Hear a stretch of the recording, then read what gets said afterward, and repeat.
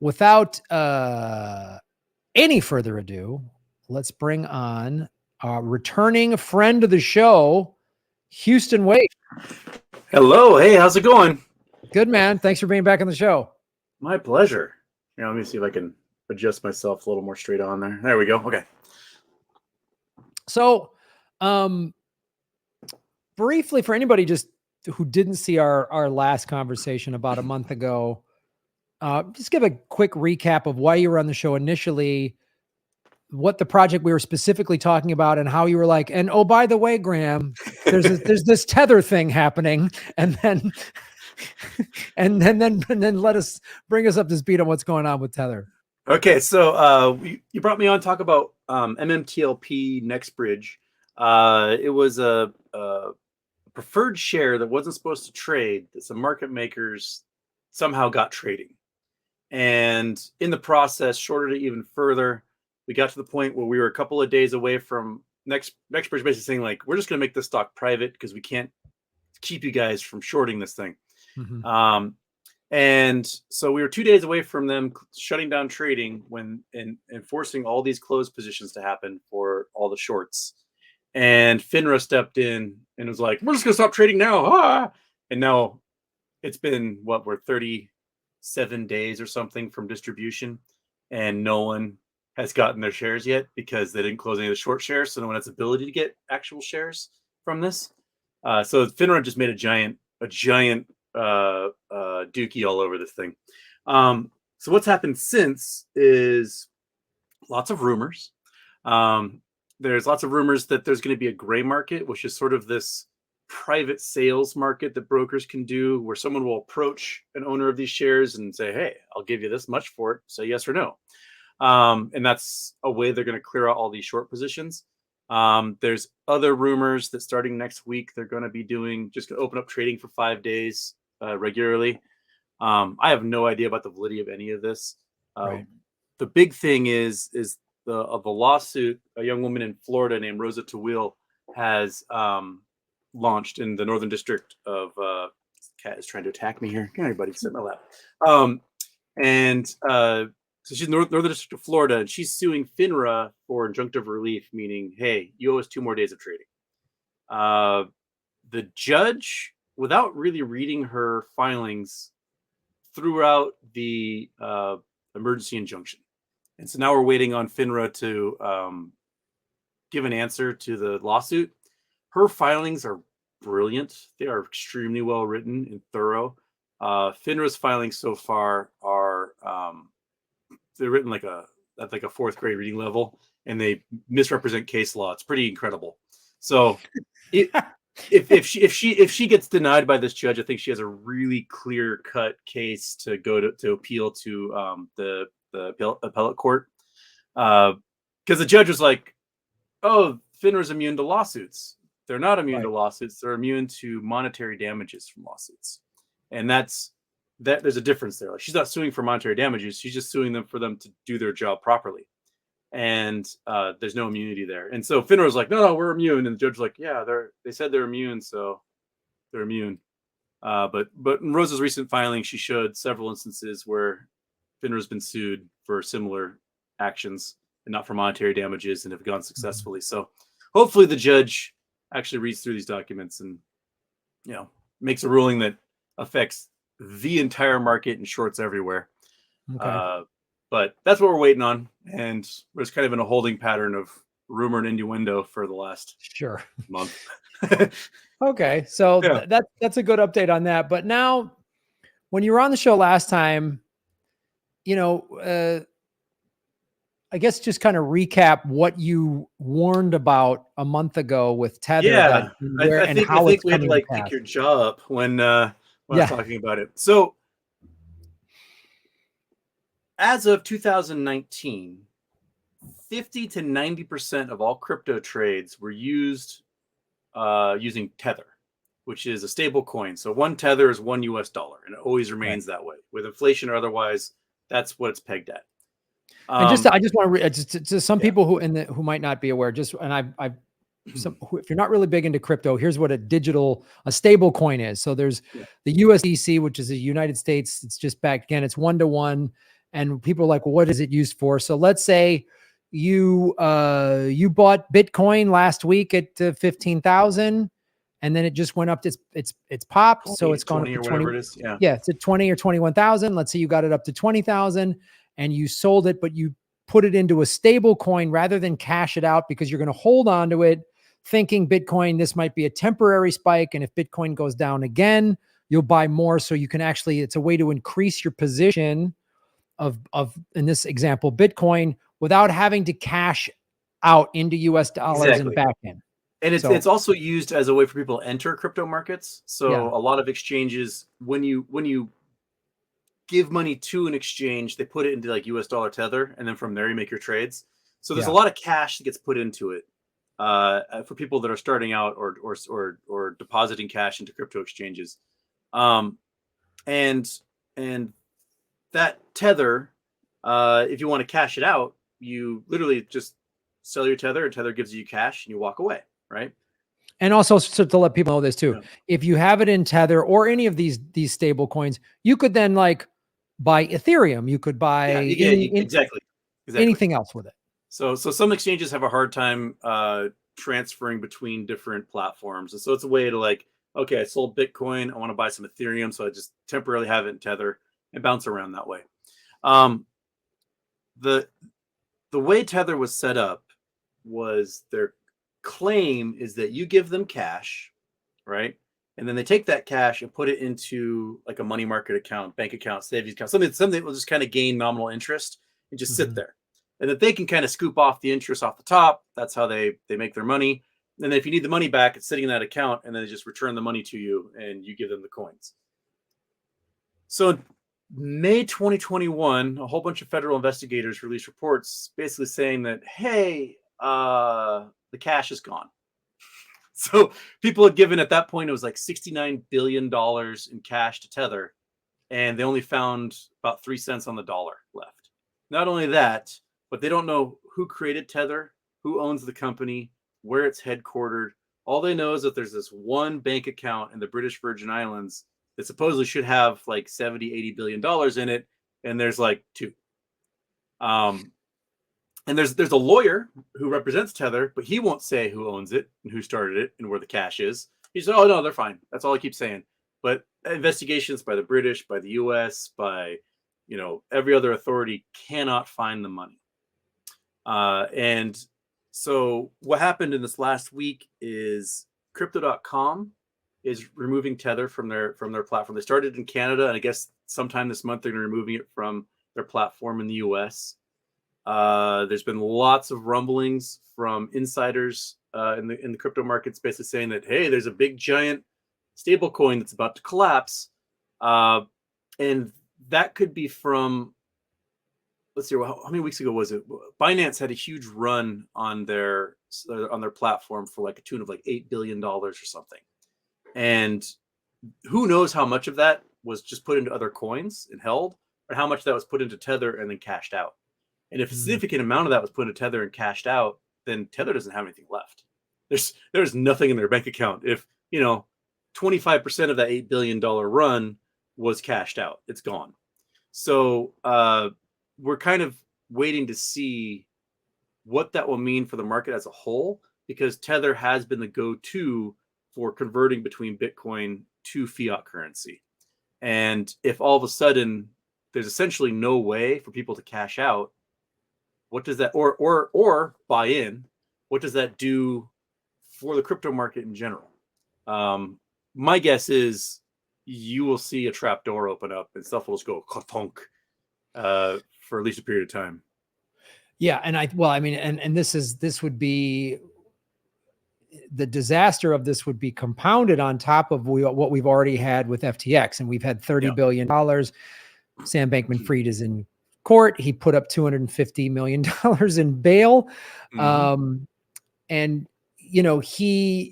so as I've been covering on the show and everybody else in the crypto space is like this unraveling of FTX and its effect on the crypto markets in general are who knows how long that's going to take. So if you then add to this, whatever, $8 billion in Tether just disappearing, and people another significant amount of people just losing money in the crypto space. Yep. That's really, well, not only that is a problem, but if you look through the records of when they mint Tether coins, and they'll mint, 1 billion coins at a time, a lot of those coins are never traded for cash. They're just invented out of thin air and then given to major exchanges or hedge funds to do trading with. So you might have a whole bunch of false price action on cryptocurrencies across the board that are generated from this, one-to-one currency that is fake. That's just counterfeit. There's no cash backing it up. So if I am one of the secret people behind Tether and I want to get myself $1 billion in Bitcoin, I'll just mint 1 billion Tether coins and go buy $1 billion of Bitcoin. Ha ha! There's no actual cash backing it up. So there's seems to be quite a bit of evidence that groups like FTX, Binance, Genesis, Silver Lake, just name one of them, have gotten windfalls of Tether coins that are in the billions each that were never backed up by cash and were used to facilitate trades by insiders in those groups. So if you're looking at let's just say this last week, we saw it go from 16 to 2021 or whatever for Bitcoin. What are the chances that a lot of the buying action happened because someone printed billions of dollars in Tether coins and just went out and caused, a bunch of high bids on Bitcoin to pump it up? We have no clue because we can't find the cash that should back up all those transactions. Yeah, that is the problem with this. The exchanges, the unregulated, basically the exchanges, for people watching, the exchanges in crypto are unregulated banks, which is why I've been saying on this show for 2.5 years, what I've heard other shows say, which is use the exchanges to buy and sell and then get it off of the exchanges and get it onto a cold wallet. And this is an example of why you should do that. And what I just read something interesting. Actually, I was watching the show Altcoin Daily, and they were talking about, is this pump, this recent jump from 16 to 21 in a short amount of time, is it a real bull run or is it what they call a bear trap? And one crypto analyst put out that 66% of Bitcoin has been sitting on cold wallets. It hasn't been moving. And so there's not as much volume. And they made a point of, when there's less volume, it's easier to manipulate a market, which someone could very easily be doing, maybe with Tether, as you're saying, or with any number of ways that they could be doing this. Yeah. So, and the hedge funds, when we were seeing the meme stock boom in 2021, especially, we saw a lot of shit coins get pumped like crazy overnight. Was a CXC coin. It was like April 2021, went from 9 cents to $3,000 in 2 hours. It made all these hedge funds all of a sudden look like they're worth $400 billion, right? Like that. And all the trades is between a hedge fund in New York and a hedge fund in Chicago, just bouncing back and forth for an hour, jacking the price up there. And if you are a hedge fund and you are underwater on a whole bunch of stock trades, a great way to avoid margin is to increase the entire net value of your hedge fund by pumping a shitcoin. And you'd see it would happen with, Shiba Inu, Saitama, whatever. Like you would see these pumps happen almost monthly on another random coin, and then kind of die off. And so, how much manipulation is happening if a lot of these coins, 90% of the ownership is in just a handful of people. And it's not backed by anything. I mean, this is also, this is such an excuse me, as I was watching also Michael Saylor speak, and he goes, so there's always going to be corruption. There's always going to be greed, and people are always going to, and this, again, FTX did this. They printed their own FTT coin, wasn't backed by anything. And what FTX specifically did was took investor money and didn't hold it. They gambled it.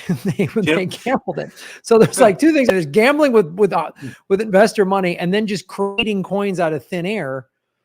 And it's really interesting too, is because I'm watching some of the exchanges that got tied up with this. So BlockFi, which I thought, well, they had an interesting product out there. They had a credit card you could earn Bitcoin back in rewards, right? So I've always been, since I've been doing this, talking crypto on this show for 2.5 years, I've been looking at ways to like, how do I earn Bitcoin without having to buy it, which is like, oh, that's cool. You just run your bills through this.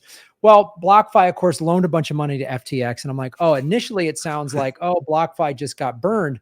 But now I'm reading BlockFi, which still owes people money, myself included. I only have about $500-600 in Bitcoin over there. I pulled it all off in the spring. And I bought some Bitcoin like like November 2nd. And then I just wasn't paying attention when the FTX thing happened. I was like, oh shit. Yeah. And I just found out the BlockFi executives, a couple of them still got their $500,000 end of the year bonuses. Of course. Yeah. And it's like, this shit, man, this is why Bitcoin was invented, is so we could just own it, keep it ourselves, have our own bank. You and I buy and sell, give it to each other, buy something for, we don't involve a bank or an exchange or any of this shit. Yeah. And when they come in, they're just greedy, corrupt assholes, no matter what it is. And those exchanges, they'll entice you to keep your money on their exchange by staking and things like that. Yes. So you know, you'll see even like on Binance, they'll have some shit coin that is, you know, I don't know, $0.000000000251, right? And they'll say, hey, if you stake this crappy coin with us, we'll give you a 32% return. Right. And that's what FTX was doing with a lot of stuff. And that way you put your money in there and they just basically manipulate your account statement and just say, oh yeah, there's 30% in there. And hoping that you'll never take it out, which is a Ponzi scheme. And that's what Bernie Madoff was doing. He was like, oh yeah, you'll get 15% a year if you keep money with me. Just, you know, if you take it out, don't. Like, so you know, as long as they can entice you to keep your money in there because you're getting good returns, they're just going to steal it from you. And they're all doing this too.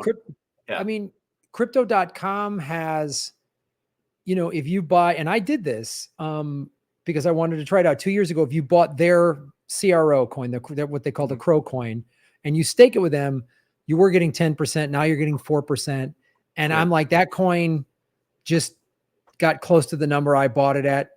I liquidated most of it. Yeah. And I was like, I'm pulling out of these altcoins and I'm going to put most of this money back into Bitcoin and put it on my cold wallet and sit on it, because this kind of stuff is, and this is why Bitcoin was created. And I always try to explain to people when they're like, oh, crypto's all a scam. And I go, Bitcoin, no. Bitcoin lives on the blockchain. It doesn't have a CEO that can be arrested. It doesn't, you can't corrupt it. You can only make 21 million of these coins can ever be made. You can't just print fake coins and put them out there like these pump and dump scams. Yeah. And you see why the Bitcoin maximalists, some of them, Max Kaiser being one of them, who I had on the show, was like, don't go near the altcoins because they're so easily scammable.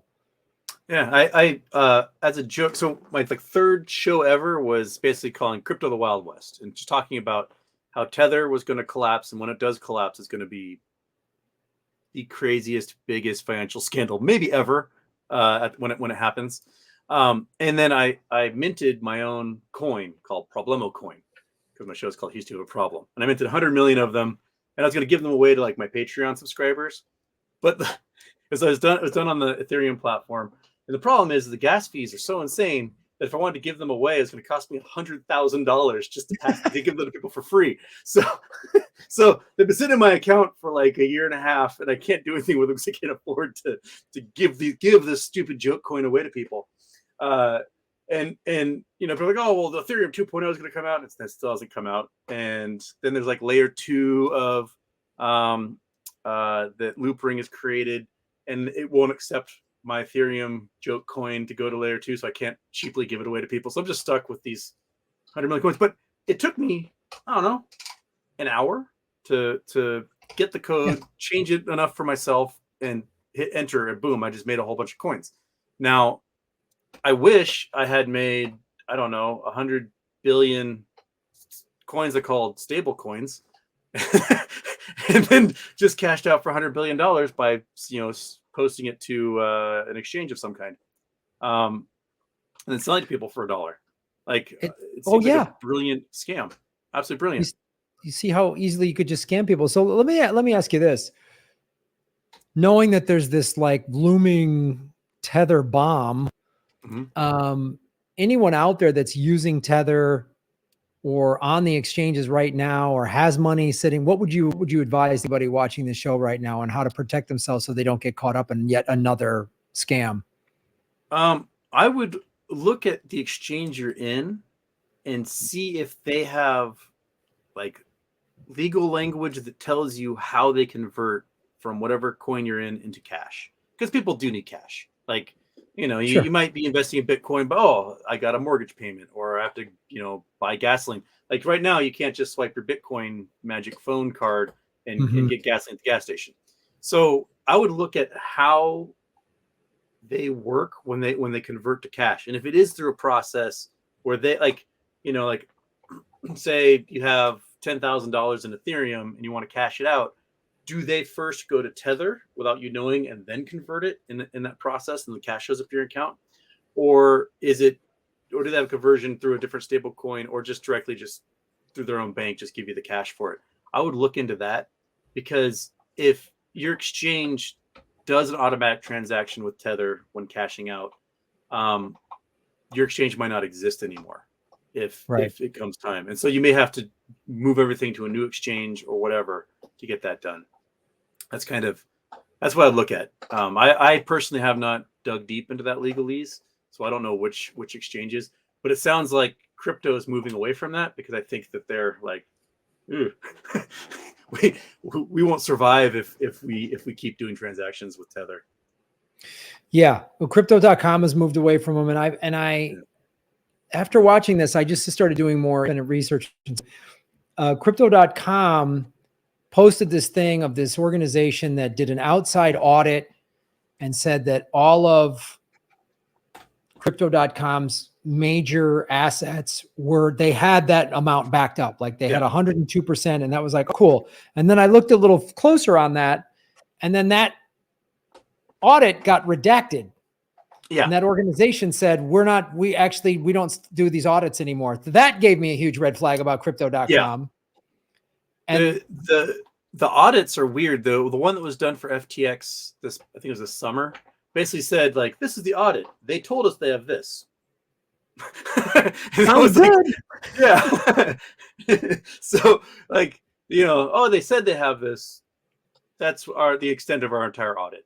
So it's not like forensic accountants are really digging in deep or anything. Yeah, that's the other thing too. And when they redacted their audit, I was like, that is a huge red flag. And that's when I was like, oh, I'm not the only currency I had on crypto.com was their currency that I was staking. Yeah. And I was like, it just bumped up a little bit, liquidate, done. Because we're talking about Bernie Madoff. I've been, just watched the Netflix documentary. Yep. And one of the things they went into in that documentary, everybody watch that if you can, because it isn't just what he did. It's all of the people around them and the institutions, specifically the SEC. You talk about that audit of FTX. The SEC did the exact same thing. They called Bernie Madoff up and said, hey, we heard you're some scams going on. Is that true? And he goes, absolutely not. And they went, good enough for us. Exactly. Yeah. And there's this guy that they interviewed who's like put together a case in like 2001. Yeah. And the SEC laughed him out of the office. And there was 7 years because the Madoff case, 29 red flags he had listed or something. 29. Yeah. And they didn't finally catch Madoff till 2008. There was 7 years the SEC could have prevented happening. And if the market had never collapsed, then he would still be going. No, exactly. Yeah. And so it's really why I implore people to dig deep. And again, if you own crypto, get it on a cold wallet if you haven't already. If you don't know what a cold wallet is, go online and learn what they are, learn how to set them up. Because that's the whole point of Bitcoin specifically. Read the Bitcoin white paper, was that we all get to be our own banks. Pulling it and putting onto a hard wallet is a great way to expose the bad exchanges too, because the first big scam I read about was there was a South Korean Bitcoin exchange that had sold billions, say $5 billion in Bitcoin. never actually got a Bitcoin for anybody, but would entice them to remain on the exchange through staking and stuff like that. And then they just closed up shop, took everyone's $5 billion. And it was fake. And what SBF was doing at FTX, he started selling people fake Bitcoin that didn't exist. And so if you're being sold Bitcoin doesn't exist and you try to pull out, they're going to have to take it from someone else's account, put it into yours, and boom. And then somebody else, if that person says, oh, I take it out, they go, oh, crap, we just took yours. We don't have any for you. And it collapses these funds. There was an auditor for Binance who he had kind of a similar, like, we audited, they told us to have this, but we weren't allowed to dig any deeper. And he wrote a letter basically saying, like, I don't trust anything out of Binance at this point. I don't think they have your coins.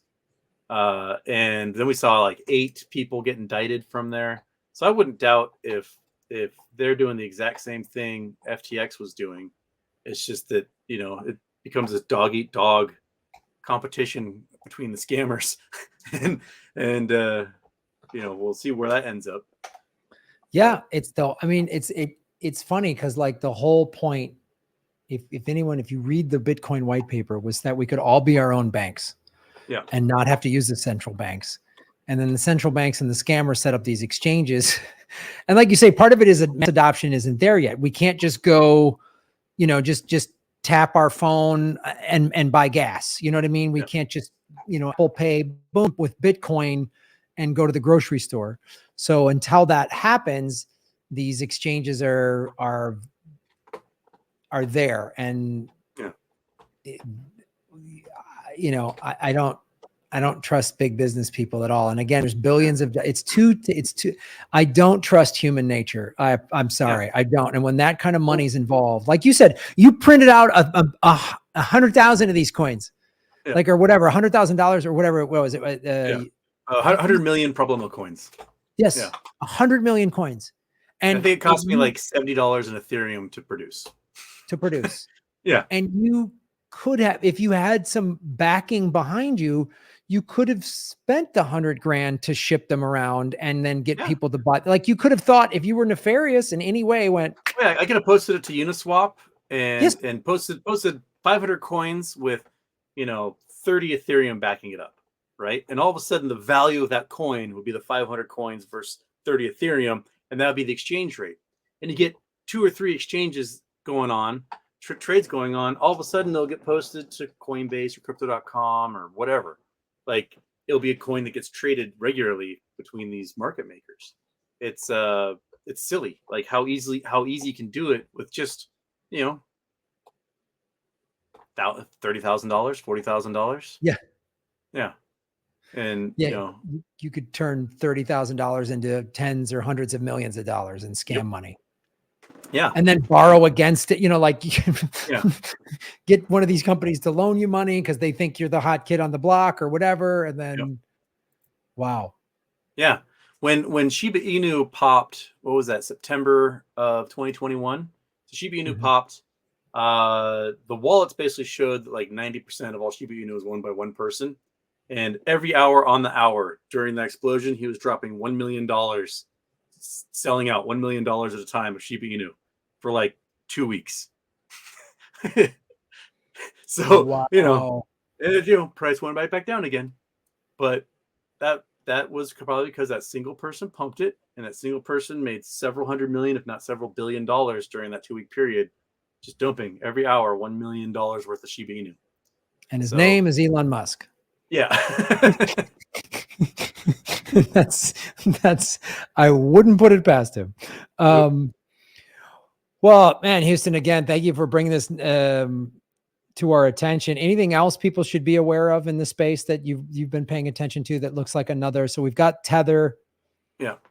I mean, we have this like incredible confluence of events right now that's just going to bring down everything.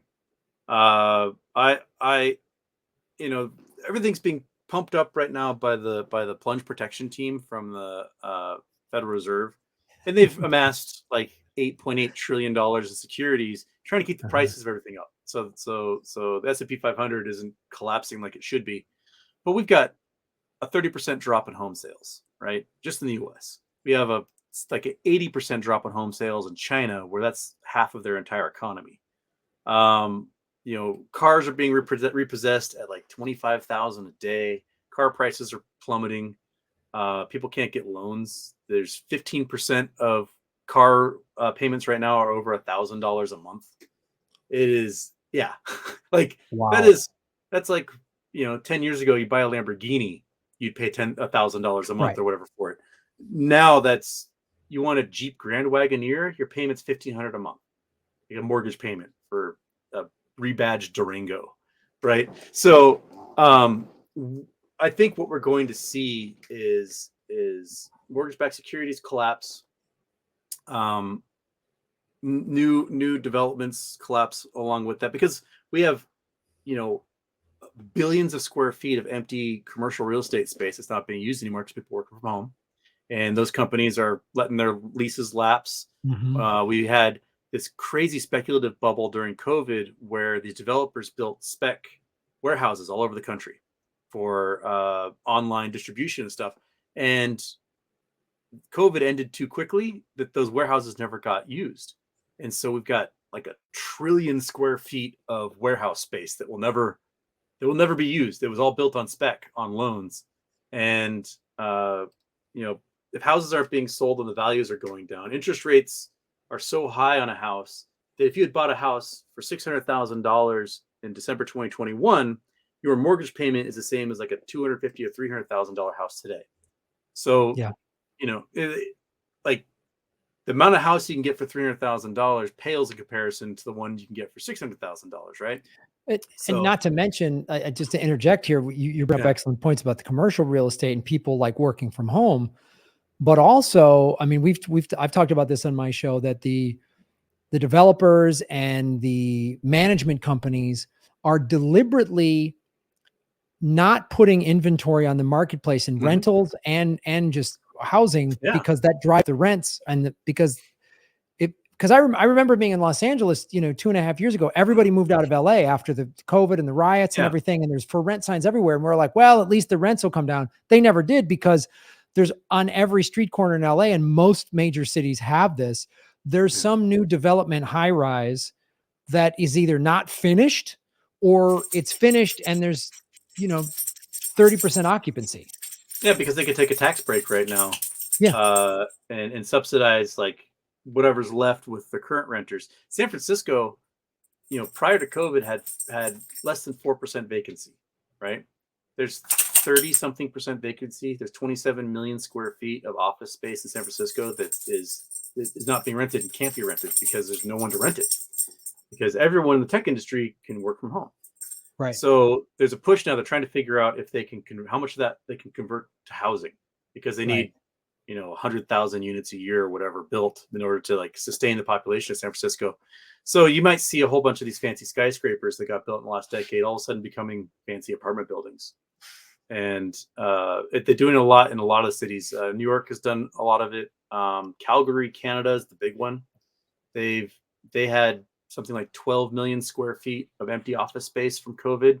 And so far they managed to convert like 5 million of it to housing. So there'll probably be tax incentives that come along. Like, hey, if you convert at a minimum of, I don't know, $60 a square foot, we will give you 30% back if you do that. Because the tax base of having people living there, paying rent or buying condos and paying property taxes will boost the draw for those city governments. But right now, you can't do the building because interest rates are so high on new construction that no one can take out a loan to do it, because they aren't willing. They can't pay 6, 7, 8% to build something at the moment. And if the Fed in February raises the rates by another 0.5 point, I don't know that they're going to do 3/4 of a point again, but even another 0.5 point is still going to make this can continue. I think there's like all of these. I mean, I was talking about the home loan bubble and the car loan bubble before COVID. I was talking about that on this show in 2019. And now those problems, as you pointed out, have only gotten exacerbated. Yeah. And so we are facing yeah, we're facing some serious issues here, man. Like, Think about who was buying homes in a large portion of the country was people with cash. They weren't taking out loans because they had several $1 million in their investment account, and they would take right. out a cash margin and they'd buy a home with cash to avoid having to get into bidding wars and going back to lenders or whatever.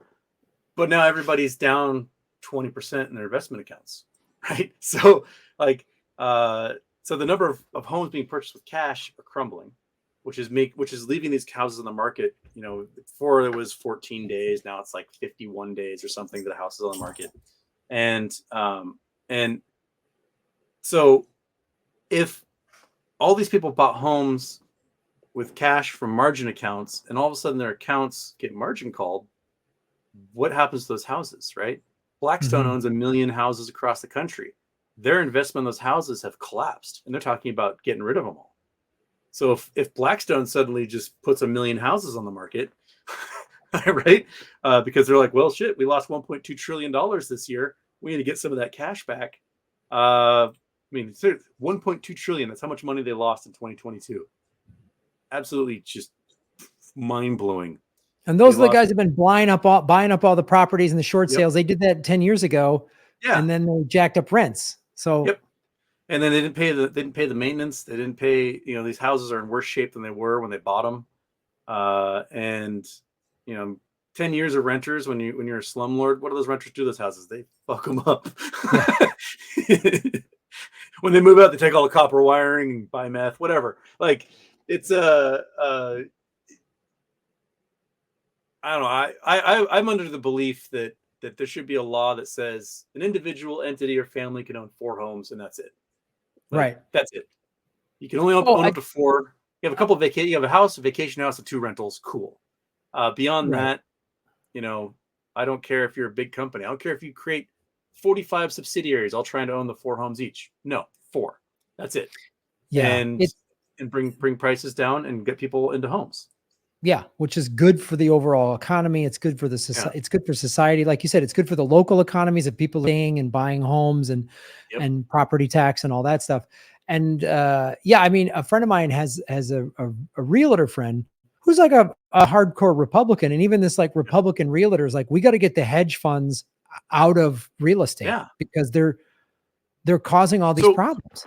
in the post-war, all these people came back from the war. They started working in the factories again. They wanted to buy houses and get married and have families. And there's a huge housing supply issue. And Harry Truman basically said, we're capping homes at like $10,000. That's it. And I can't remember the exact ratio did, but let's just say it's $10,000. And everyone's like, oh, you can't do that. You're affecting, there's not going to be a market demand or whatever. What happened was you had 4 million veterans who could all come up with $10,000 and buy a house, and it caused a gigantic building boom. Whereas if they let the housing prices skyrocket from this demand, these builders would have kept supply at a minimum and not built houses, because like, why should I go and build 10 houses when I can sell this one for 10 times the price? And people went unhoused. But all of a sudden, when the only option was you had 4 million veterans, all $10,000 in their pocket, willing to buy a house, they managed to come up with 4 million houses. So so sometimes you can take this supply and demand structure and you can kind of force the developer's hand when they're artificially suppressing the market. Yeah, it'll be curious to see. I mean, we are already in a recession. The government doesn't want to say that we are, but we are in a recession, and I don't have any faith in either of these political parties. Yeah. When the recession really becomes like, when the media starts saying the R word, then it's for real. So when all of these bubbles that you've been talking about happen, I'm wondering, and somebody asked in the chat, like, what do you think the government's plans are? Well, I tell you what the government's plans are. It'll be nothing. The Republican-controlled Congress will say, look, it's the parties will just blame each other. And I don't see anyone passing any legitimate legislation that'll help like Truman did. The Republicans also are, as always, they're threatening to default on our debt obligations, not raise the limit. And people don't understand the type of impact that would have on the global economy. U.S. Treasury bonds are the basis for every fund's wealth in the entire world. Whether you are a pension fund, a mutual fund, a sovereign wealth fund, a hedge fund, social security fund, your money goes into U.S. federal bonds because they're the highest rated bonds, and we always pay our debts. And then if you use any margin after that, you are using those bonds as collateral. If we fail even one debt payment, the value of those bonds drop in half, basically collapsing every fund on earth, including Social Security. So unless you want like 40% unemployment and people like eating each other, you're going to have to raise the debt limit. That's just how it is. And trying to hold the debt limit hostage constantly to get whatever stupid, I hate gays bill through is not like, do you hate gays so much that you're now going to have to like eat your family pet to survive? Like, Yeah. where does your pragmatism actually come in? All right. Like, you wouldn't be able to afford cat food to eat, so your cat's going to have to go. Like, that's it. So, we can see it happening in other countries. Japan's bond crisis is hitting. Germany's having a bond crisis. Smaller countries, El Salvador, Lebanon, Sri Lanka, their bonds have already collapsed because they can't pay anything, and their economies are worthless. So now, if the largest economy is responsible for 25% of all trade on Earth, all of a sudden our bonds aren't worth anything. That will bring the entire world to its knees. And I think if the Republicans do that, I think that's a fantastic way for them to start just a full-blown revolution where they like literally are strung up, and there's just like, I mean, that's when people, because if people Americans aren't really quick to revolt or do anything. I always say Americans aren't going to go anywhere until their cable gets cut off, but but that'll happen if people can't. I could build a guillotine in my garage in a few hours. So yes, and if you don't have a job and you can't feed your kids, you're going to find time to build that guillotine. You're going to be like, there's a new project, kids. We're starting a new project. So I don't know that I think the powers that be are so out of touch. Both parties are so out of touch and so arrogant because they really don't care what their voters think. They only care what their donors think. And so the donors are going to give them stupid advice that just helps the donor in the 1%. But if it gets really this bad, I mean, this is how like riot in the street kind of stuff happens. When people are hungry, they're going to get pissed off. And they do these little things like, oh, hey, gas is, in California, it's below $5 again. So everybody goes, whoo, crisis averted. Guess what? Guess what, kids? It'll come back up. And when gas is $8, $9, $10 a gallon and you can't afford food and there's like 40% unemployment, just to get an I hate gays bill through or whatever, people are going to be like, they're going to, because you saw it in the midterms, right? All the Trump-backed like QAnon wingbirds, they all lost. They lost. Yeah. The regular Republicans, they won because the Democrats have offered nothing. The Democrats offered nothing. I mean, if the Democrats offered what FDR did, they would never lose. If they were like Medicare for all and student debt forgiveness and all this stuff, I mean, they would never. That's why they had to do term limit FDR. So they're so out of touch and they're so only care about their money that they're really setting themselves up for their own days. I don't know. And the sad thing is that those 20 wingnuts on the Republican side managed to hold all of Congress hostage, and they're going to get whatever they want. So they're trying to get rid of the IRS and stick a VAT tax on all the poor people, and so the billionaires don't have to pay any taxes whatsoever. So they're going to get whatever they want. And this is what drives me nuts about the progressives in the Democratic Party, the squad. Why don't they do this? Why didn't they do this with Nancy Pelosi and say, we're not voting until we get all of these like progressive they could have done this. This is the thing that drives me nuts about the Democratic Party. The Tea Party did this. The Freedom Caucus just did this. They threatened those ultra conservative nutbags threaten the Republican Party. They don't go after the Democrats. And then the progressives within the Democratic Party always are like, well, now's not the time. They never use their power. These 20 nut jobs said, we ain't leaving. And they had got Yeah. 18 votes. They got Yep. so many concessions. You get so many concessions. Yeah. And the squad could do this. The progressive, there's 100 members of the progressive cause. You could get 25 people to do this in the Democrat. You could easily say like, hey, we're not going to vote for a speaker until you guarantee that we're going to pass, making it illegal for anyone in Congress or their families to trade stocks. Yes. And yeah, we're just not going to go forward until you give us that concession. And guess what? You're going to have to give that concession. Yeah. You can make it a single issue thing every 2 years and just make the country better by that much every 2 years. Boom. You just say Medicare for all. We're not we're not voting until we get Medicare for all. Well, we'll get no. Medicare for all. That's what I told you. And they could do this. And just but they won't. I could scream about this. Which is why parliamentary systems that have like 25 parties manage to get things through, because you have to make concessions to be able to form these coalitions. And Oh, I know the coalition. When people say, "Oh, well, then if we have more parties, Congress will be a logjam," I said, "No, no one will have control." So I always say this: like, imagine if Congress and the Senate had 10 Green Party members, 10 Libertarians. Then I don't agree with everything libertarians are about, but they're not big business. They're not a big business party. And then you could say, the Green Party could go, "No, we want a Green New Deal. Sorry, no more for war, no more money for this." No more, they could, and you have to make concessions. Yeah. Let's build trains. Yeah. Why can't we have high-speed rail coast to coast?